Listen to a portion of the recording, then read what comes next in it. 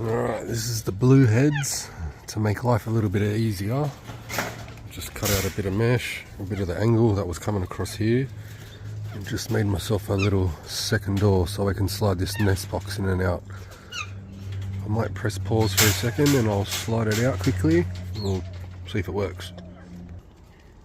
Alright, after a tiny little bit of tidying up, that's what she looks like. Obviously I'm not going to leave it out, I'm going to leave it all tucked in because I don't want it getting wet. Look what I just found. Bum, bum, bum. Good stuff. Alright, we'll leave them alone now. See ya.